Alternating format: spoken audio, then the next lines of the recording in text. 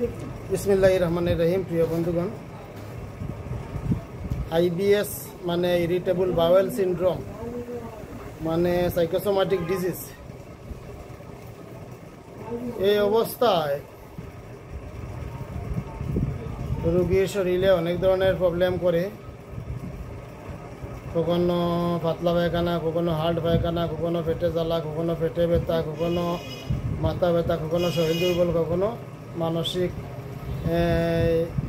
দুর্বলতা, কখনো অনিদ্রা ইত্যাদি নানা ধরনের প্রবলেম করে।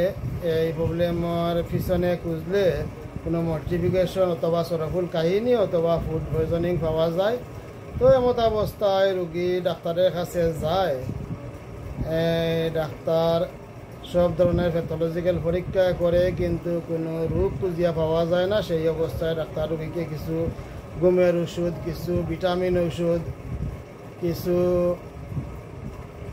সান্ত্বনামূলক উপদেশ এবং কিছু প্রত্যাবর্তের বাধা নিষেধ ইত্যাদি এদিক সেদিক কিছু ব্যবস্থা দিয়ে রুগীকে বিদায় দেয়। রুগী এই অবস্থা ব্যবহার করে কিছু সান্ত্বনা পায় কিনা এই অবস্থায় আবার ডাক্তার পাল্টায়, কিন্তু সেই ঠিক একই অবস্থা, আবার সেই প্যাথোলজিক্যাল পরীক্ষা কোনো রোগ পাওয়া যায় না। তো চিকিৎসা আগের মতো চলতেই থাকে। এইভাবে রুগী বারবার ডাক্তার পাল্টায়, কিন্তু কোনো রেজাল্ট পায় না। তো যদি এই অবস্থা হয়, এই অবস্থাকে বলা হয় IBS, irritable bowel syndrome psychosomatic disease. এই অবস্থায় আলহামদুলিল্লাহ আমাদের হোমিওপ্যাথিতে খুবই ভালো চিকিৎসার ব্যবস্থা আছে। তো হোমিওপ্যাথিক মেডিসিনগুলো ব্যবহার করতে হবে, শক্তিশালী মেডিসিন ব্যবহার করতে হবে। এই মেডিসিনগুলো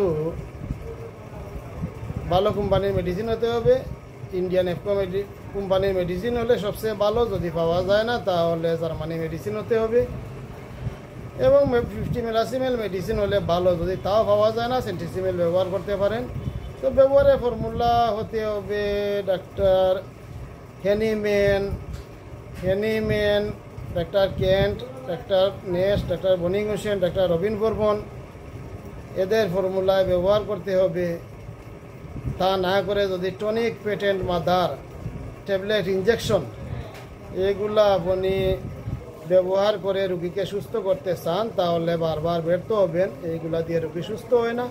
original homeopathic medicine, powerful medicine যেভাবে হেনিম্যানের নির্দেশনা অনুযায়ী এই বিজ্ঞ ডাক্তাররা ব্যবহার করে গেছেন, ডাক্তার রবিন বর্মনও ব্যবহার করছেন, এই ডিস্টিল ওয়াটারে পাওয়ারফুল মেডিসিন সেইভাবেই ঔষধ ব্যবহার করতে হবে। এবং ঔষধগুলো হলো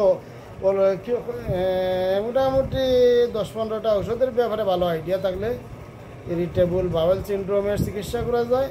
যেমন তুজা, ফালসেটিলা, নেট্টাম সাল, নেট্টাম মিউর, ইগনেশিয়া, সাইক্লামেন, মেটোরিনাম, এইরকম 10-12টা মেডিসিন আপনার জানা থাকতে হবে। এই 10-12টা মেডিসিন আপনি কেন্ট রেপার্টরি হতে সংগ্রহ করে ম্যাটেরিয়া মেডিকায় যে ফর্মুলা দেওয়া আছে এই ফর্মুলা ব্যবহার করবেন। তো খুব সুন্দরভাবে ইরিটেবল বাওয়েল সিনড্রোম সেরে যাবে ইনশাআল্লাহ। এরকম অনেক কাহিনী আছে, খুব সহজে ইরিটেবল বাওয়েল সিনড্রোম হোমিওপ্যাথিতে সেরে যায়। হোমিওপ্যাথি চিকিৎসা খুবই ভালো এই অবস্থার জন্য। তো প্রিয় বন্ধুগণ, এই অল্প কিছু কথা বললাম। সবাই ভালো থাকেন। আসসালামু আলাইকুম।